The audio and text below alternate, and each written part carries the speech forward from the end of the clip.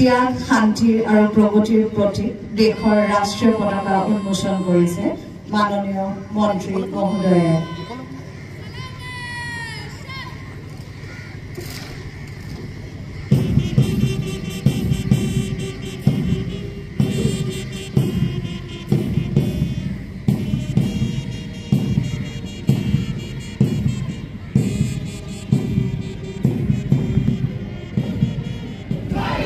Mahatma Baila Mohan Senior Secondary School General Netrito Pradhan Korise Devoti Devna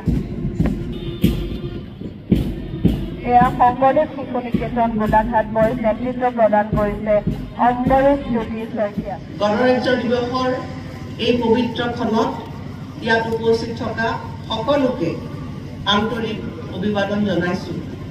এই পবিত্ৰ ক্ষণত জাতিৰ পিতা মহামানৱ মহাত্মা গান্ধীকে ধৰি স্বাধীনতাৰ লগত চৰম ত্যাগ স্বীকাৰ কৰা দেশৰ খ্যাত বিখ্যাত জীৱিত মৃত সকলো মুক্তিযোদ্ধা মই গভীৰ শ্ৰদ্ধাৰে সোঁৱৰণ কৰিছো। ভাৰতীয় সংবিধানৰ খচৰা প্ৰস্তুত সমিতিৰ মাননীয় অধ্যক্ষ ডক্টৰ বি.আৰ. আম্বেদকাৰ দেৱক আৰু তেখেতৰ কমিটিৰ সকলো সদস্যসকলক দেশৰ অখণ্ডতাৰ বাবে প্ৰাণ আহুতি দিয়া জোৱানসকলক আজিৰ দিনটোত গভীৰ শ্ৰদ্ধাৰে সোঁৱৰণ কৰিছো। কাৰ্গিল যুদ্ধত শ্বহীদ আমাৰ গোলাঘাটৰ জিন্তুকৰ স্বাধীনতা সংগ্ৰামত এইখন গোলাঘাটৰ অৰিহণা আছিল অসীম। শ্বহীদ কুশল কোঁৱৰ, কমলা মেৰী, শংকৰ বৰুৱা, জনতা ৰাজেন বৰুৱা, বিজু বৈষ্ণৱ, দাৰিকী দাস, ৰাম দাস, ৰবি দাস আৰম্ভ হৈছিল গোলাঘাটৰ নুগুৰা গাঁৱত। আজি আমাৰ গণতন্ত্ৰই ৭৪ বছৰ গঢ়িছে। ভাৰতবৰ্ষৰ গণতন্ত্ৰই আজি এক শক্তিশালী স্থিতি গ্ৰহণ কৰিবলৈ সক্ষম হৈছে।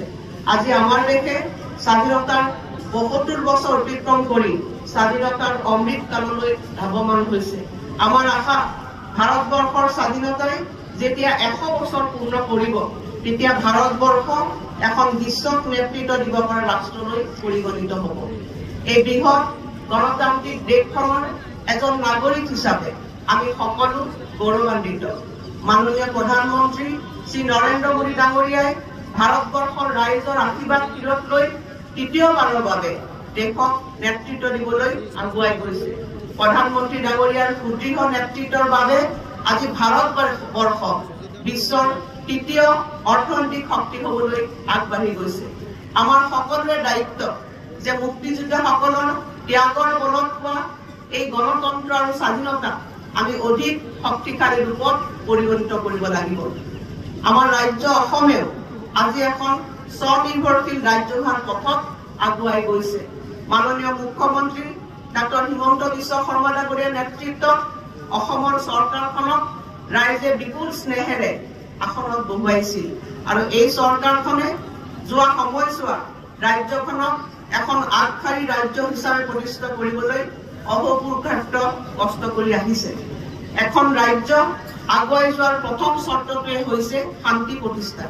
ৰাজ্য চৰকাৰে শাসনৰ গাদীলৈ আহি প্ৰথমে কৰা কামটোৱে হৈছে শান্তি সম্প্ৰীতি স্থাপন, যাৰ ফলত আজি মাননীয় কেন্দ্ৰীয় গৃহমন্ত্ৰী অমৃত শ্বাহ ডাঙৰীয়া আৰু মুখ্যমন্ত্ৰী হিমন্ত বিশ্ব শৰ্মা ডাঙৰীয়াৰ আন্তৰিক প্ৰচেষ্টাত ৰাজ্যখনত আজি শান্তি স্থাপন হৈছে।